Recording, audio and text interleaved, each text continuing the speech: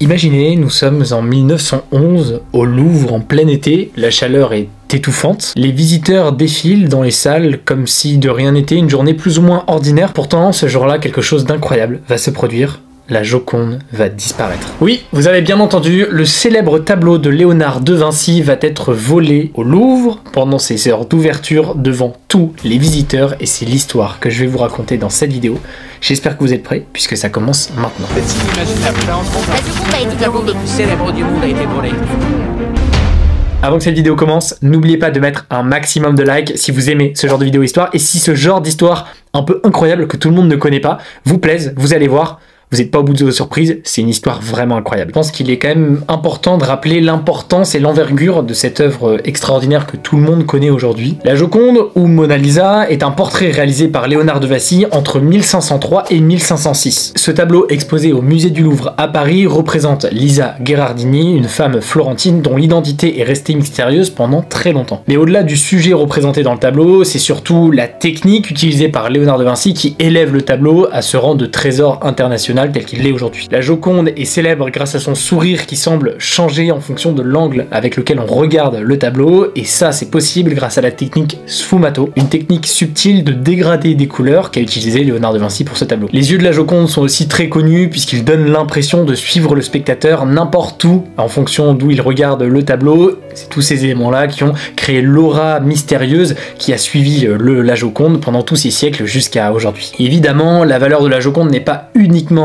artistique, elle est aussi historique parce qu'elle a été peinte par un des plus grands esprits de l'humanité selon beaucoup d'historiens. Ça lui en fait forcément une pièce extrêmement rare et irremplaçable. Son importance culturelle et symbolique est gigantesque. C'est beaucoup plus qu'une œuvre d'art, c'est une icône qui représente à la fois la Renaissance, l'ingéniosité humaine et une beauté intemporelle qui perdure depuis des siècles. Aujourd'hui, vous vous rendiez compte, la Joconde est estimée entre 1 et 2 milliards d'euros. C'est beaucoup d'argent et ça en fait l'œuvre d'art la plus chère au monde de toute l'histoire. C'est incroyable. Mais revenons à cette journée du 22 août 1911 dans lequel ce tableau a été dérobé. C'est un jour qui semblait plus que normal pour l'intégralité des employés du musée et également pour Louis Béroux, un peintre habitué au lieu qui était venu pour une mission très particulière, reproduire une réplique de la Joconde sur place au musée du Louvre donc. Mais dès qu'il arrive dans le salon carré, quelque chose cloche. Dans la pièce dans laquelle devait se trouver la Joconde, dans le cadre dans lequel devait se trouver le tableau, il n'y a rien.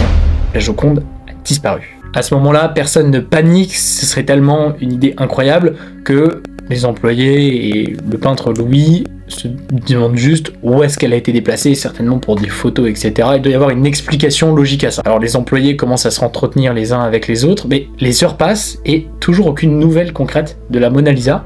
Alors un sentiment d'inquiétude commence quand même à grandir auprès des employés qui, chacun de leur côté, commence un peu à se dire c'est quand même bizarre, commence à douter les uns les autres, et finalement, sans s'en rendre compte, commence à vraiment créer une atmosphère angoissante entre eux. La réalité finit par s'imposer, le chef-d'œuvre a disparu. Et c'est là que l'histoire devient vraiment intrigante, puisqu'on se demande quand même vraiment comment l'œuvre d'art, la Joconde elle-même, installée en plein milieu du musée dans la salle la plus célèbre de ce même musée, comment personne n'a pu se rendre compte de la disparition du tableau malgré les dizaines de gardes et les centaines de personnes qui traversent la salle chaque minute. Alors quelques heures après la découverte et quelques minutes après le verdict, la police ne savait pas attendre, elle arrive en trompe, boucle tout le musée et interroge l'intégralité des employés et des gardes. Un détail qui n'en est finalement pas un, finit par intriguer quand même les policiers. Le cadre qui contenait donc la Joconde est retrouvé quelque part posé dans un escalier à la sortie du Louvre. Et puis, heureusement, une empreinte se trouve donc sur son cadre. Alors là, tout le monde pense que c'est la fin de l'enquête, que cette empreinte va simplement appartenir à une personne répertoriée donc dans les fichiers du musée, qu'on va pouvoir savoir quel gardien a pu s'emparer du tableau. C'est quand même l'hypothèse la plus probable. Mais après des analyses poussées, l'empreinte digitale retrouvée sur le tableau ne correspond à aucune des empreintes des 257 employés du musée. C'est là que tout part en vrille. L'histoire commence à faire la une des journaux, les gros titres, on en parle partout. Le vol du siècle, le plus grand vol d'œuvres d'art du monde, bref, c'est un carnage. Vous vous en doutez, les théories complotistes ne se font pas attendre quand certains disent que ce sont certainement des espions allemands qui ont volé cette œuvre d'art pour créer un incident diplomatique, d'autres accusent des artistes français célèbres pour leur comportement extravagant. Guillaume Apollinaire est arrêté, suivi de près par Pablo Picasso. Bref, la presse en fait des tonnes, les spéculations partent dans tous les sens, mais pour le moment, l'enquête n'a rien de concret. Et vous allez sûrement vous demander, mais comment c'est possible qu'on ait rien de concret, qu'il n'y ait même pas une piste qui permette de savoir comment est-ce qu'on pourrait retrouver cette Joconde? Et c'est là que l'histoire prend un tournant. Pendant que le monde s'agite, que les théories tournent dans tous les sens, le vrai coupable, lui, est tranquillement chez lui, à Paris, pas si loin du musée du Louvre, et le tableau n'est autre que caché sous son lit. Le vrai coupable, c'est Vincenzo Perugia. Et ce qui rend ce vol vraiment extraordinaire, c'est sa déroutante simplicité. Je vais tout vous expliquer, écoutez bien. Le 21 août 1911, Vincenzo Perugia rentre dans le musée du Louvre comme si de rien n'était. Petite subtilité quand même, il s'est habillé comme un employé. Vêtu d'une simple blouse blanche, il rentre comme si c'était un employé du musée. Finalement, il rentre inaperçu dans le musée du Louvre et il n'a qu'à attendre dans la salle de la Joconde qu'elle soit absolument vide pour passer à l'acte. Vincenzo n'attend pas une seconde, d'un geste rapide, il prend la Joconde et sans technologie sophistiquée ou plan complexe, il se retrouve en quelques secondes avec le tableau le plus cher de l'histoire sous le bras sans que personne ne s'en soit encore rendu compte. Il ne lui restait plus qu'à cacher le chef-d'œuvre sous sa blouse comme un objet banal, se comportant comme une personne banale en déambulant dans le musée jusqu'à atteindre la sortie le plus rapidement possible. Le plus fou, c'est qu'il s'est vraiment simplement dirigé vers les sorties, il n'a pas sauté d'une fenêtre, pris une tyrolienne, rien. Il a juste profité de l'insouciance des gardiens, d'une démarche 100% naturelle et d'une rapidité dans l'exécution pour s'échapper avant même qu'on se rende compte que l'œuvre d'art avait disparu. Mais la question que vous allez tous vous poser, c'est pourquoi ce gars-là a volé la Joconde? Pour l'argent. C'est quand même le premier réflexe qu'on pourrait avoir. Et bah pas du tout. Son intention était, tenez-vous bien parce que c'est vraiment incroyable de faire ça pour ça et de risquer autant pour ça, de ramener le tableau à son pays, puisque Léonard de Vinci était italien, j'espère que j'apprends ça à personne, et il pensait que c'était un acte patriotique que de ramener un tableau italien à l'Italie. Et le plus incroyable, c'est ce que je vais vous raconter maintenant. Pendant 2 ans, la Joconde est restée cachée dans un modeste appartement parisien à quelques centaines de mètres de l'endroit même où il avait été volé, sans ne jamais avoir été retrouvé. C'est quand même incroyable. Les autorités ont beau chercher partout, aucune piste ne mène à Perugia. Imaginez quand même la situation incroyable, le tableau le plus célèbre de l'histoire disparaît du jour au lendemain, se trouve caché sous les yeux des enquêteurs et malgré les spéculations, les journaux, les titres, les enquêtes qui partent dans tous les sens et qui font un bruit monumental, la solution est sous les yeux de tout le monde, de tous les enquêteurs, et personne ne la voit. Évidemment, pendant ces 2 années, Perugia vit quand même sous tension, dans le stress de se dire que une fouille inopinée, une maladresse pourrait faire tomber absolument tout son plan à l'eau. Il se rend quand même compte que le petit acte patriotique qu'il avait imaginé au départ est en train de prendre des proportions qui sont incroyables et qui le dépassent complètement. Ce n'est qu'en 1913, 2 ans après le vol de la Joconde, que Perugia décide de passer à l'action, et regardez bien ce qu'il va faire. C'est incroyable, vraiment on a du mal à y croire. Le plan est simple mais extrêmement risqué, il cherche à vendre la Joconde, évidemment à un antiquaire italien. Il contacte donc Alfredo Gheri, un antiquaire florentin, et lui propose donc de lui vendre la Joconde. Alfredo Gheri, il est pas bête, il se méfie, mais il est un peu curieux quand même, parce qu'avec toutes les actualités, on n'est jamais à l'abri que ça puisse être la vraie Mona Lisa. Surtout que je vous l'ai pas dit, mais Vincenzo Perugia, il vend la Joconde pour une bouchée de pain. C'est-à-dire que non seulement il vend la Joconde, mais en plus il la vend pour rien.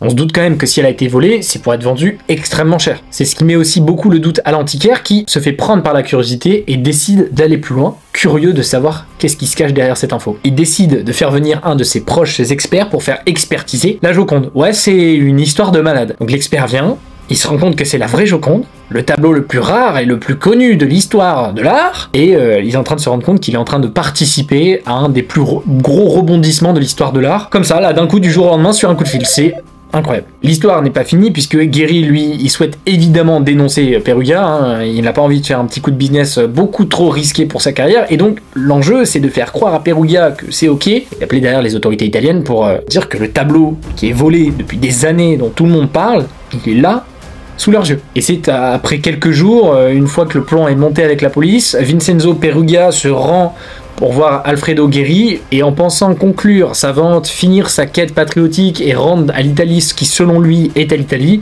il se rend compte finalement qu'il s'est totalement fait piéger et qu'il tombe directement dans les filets de la police italienne. Et vous vous en doutez, les titres, les journaux, la presse et les complotistes n'attendent pas une seconde, on en parle de partout, le voleur de la Joconde s'est fait arrêter, l'œuvre d'art est retrouvée. Mais ce n'est pas fini pour Perugia, croyez-moi, vous n'êtes pas au bout de vos surprises. Son procès devient un événement international, l'Italie s'en mêle, la France s'en mêle et d'autres pays s'en mêlent, c'est quand même la culture artistique mondiale qui est impactée par ce crime. Et vous en doutez, Perugia, visiblement un peu barré, ne plaide pas coupable, il plaide avoir réalisé un acte patriotique pour rendre à l'Italie ce qui était à l'Italie, et qu'il croyait injustement dérobé par Napoléon. Et dites-vous qu'à l'époque, son discours résonne dans la tête de pas mal d'Italiens qui le considèrent et le voient finalement un peu comme un héros patriotique, et qui finalement, ouais, l'idolâtre en fait. Même le juge semble partager une certaine sympathie envers cet homme qui a une histoire si particulière, je pense que c'est le cas de le dire. Finalement, la sentence tombe et tenez-vous bien, j'espère que vous êtes assis, Vincenzo Perugia n'est condamné qu'à 1 an et 15 jours de prison seulement, une peine extrêmement légère par rapport à l'acte qu'il a réalisé. Pourquoi si peu? Certains pensent que c'est dû à sa plaidoirie, au fait qu'il ait voulu prétendre à un acte patriotique et que ça aurait tout simplement pesé en sa faveur. D'autres pensent que c'est peut-être parce que le tableau a été restitué dans des conditions qui n'était pas forcément vraiment malfaisante, pas dans un objectif de revendre le tableau très cher, et dans des conditions parfaites, le tableau a été retrouvé intact. Après sa libération, Perugia retourne en Italie, et contrairement à ce que certains pourraient penser, il n'est pas du tout perçu comme un criminel, au contraire, il est idolâtré et vu par beaucoup de monde comme un réel héros pour l'Italie. Un homme qui finalement, dans sa simplicité et son amour pour son pays, a osé voler le tableau le plus connu du monde et qui a presque réussi à s'en sortir. Alors voilà, cette histoire du vol de la Joconde ne se résume pas qu'à l'acte un peu démesuré et incroyable du vol de la Joconde en lui-même, mais également avec la facilité déconcertante avec laquelle ça a été réalisé, et aussi le suspense qui a quand même duré 2 ans, et puis finalement la chute finale inattendue à laquelle personne concrètement ne pouvait s'attendre. Aujourd'hui, la Joconde est bien de retour au Louvre, je pense que vous le savez, et elle attire plus de touristes que jamais. Mais dites-vous quand même que ce tableau que vous pouvez tous aller voir directement à Paris, il n'a pas toujours été là-bas, et il a eu, comme vous pouvez le voir, une histoire assez incroyable. Il n'est pas toujours resté dans son petit cadre au musée du Louvre. Avant cette histoire, le tableau était déjà extrêmement connu, et puis suite à cette histoire quand même incroyable, c'est simplement devenu une légende du monde artistique tel qu'il l'est aujourd'hui. Ce vol explique quand même et démontre à quel point une simple œuvre d'art peut être bien plus qu'une œuvre d'art, une icône culturelle, une image de l'ingénierie de Léonard de Vinci, et puis également un moment rocambolesque de l'histoire de l'art. Et vous, qu'est-ce que vous pensez de cette histoire? Dites-moi si vous pensez vraiment que Perugia a agi en tant que patriote, s'il avait vraiment aucune autre idée derrière la tête, ou s'il avait quand même des motivations cachées que peut-être on ne connaîtra jamais. Merci d'avoir regardé cette vidéo, j'espère que vous avez aimé cette histoire que je me suis régalé à découvrir et à vous partager. N'hésitez pas à me dire si vous aimeriez d'autres histoires, si jamais il y a d'autres sujets qui vous intéresseraient. Comme vous le voyez, on parle de pas mal de sujets assez différents, des sujets qui personnellement m'animent et qui j'espère vous font kiffer. On essaie de vous faire découvrir des histoires un peu insolites que tout le monde ne connaît pas. N'oubliez pas le petit pouce en l'air, on n'hésite pas à s'abonner, je vous fais des gros bisous, on se capte, ciao ciao.